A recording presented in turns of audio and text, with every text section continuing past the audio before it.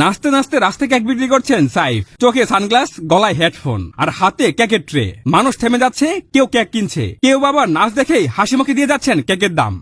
চিকি চিকি মামা। সাইফকে জিজ্ঞাসা করলাম, নাচতেছো কেন ভাই? সাইফ বলল, ভাই আমি তার মেয়ে না যে সেজে গুজে আসলে মানুষ কেক কিনবে, তাই ভাবলাম নাচতে হবে, যাতে মনও খুশি হয়, বিক্রিও ভালো হয়। মায়ের বাঁধানো কেক বিক্রি করছেন নিজের স্টাইলে, আর এইভাবে নেচে গিয়ে প্রথম দিন ভাইরাল হয়ে গেলেন সাইফ। ভাই কেকের ভিডিও দেখতে দেখতে দেখতে দেখতে আমি অতিষ্ঠ হয়ে গেছি ভাই। ফেসবুকে ঢুকতে পারি না কেকের ভিডিও, টিকটকে ঢুকতে পারি না কেকের ভিডিও, ইউটিউবে ঢুকতে পারি না কেকের ভিডিও। ভাই একটু সময় পাইলে টাইম স্পেন্ড করার লাইগা ভিডিও দেখি, তো কোথালা এটাও পারতাছি না।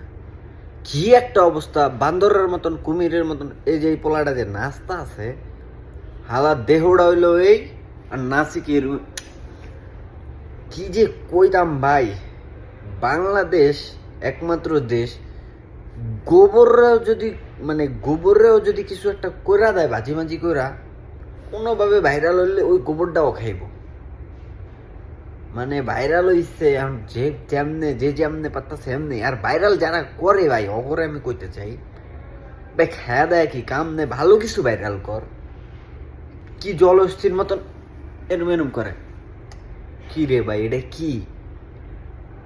মানে এটারে ভাইরাল করা লাগতেছে, জলস্থির আমগো সামনে না ভাইরাল করতেছ কি কেক ফেক। ওফ, আজকে ভাই ভালো কিছু দেখেন, ভালো কিছু রে ভাইরাল করেন, আমগো সামনে ভালো কিছু টাইম না দেন।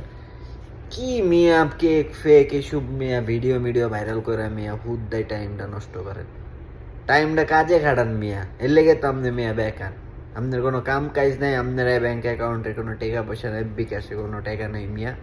এর লেগে তো আপনি মিয়া বেকার। এসব ফাও ভিডিও দেখেন মিয়া, কামের ভিডিও দেখেন, জীবনে উন্নতি করেন। এসব ফালতু ভিডিও দেখা নিজের জীবনটারে আরো পিছিয়ে নিয়েন না। ভালো কিছু দেন, ভালো কিছু শিখবেন মিয়া, ফাউল।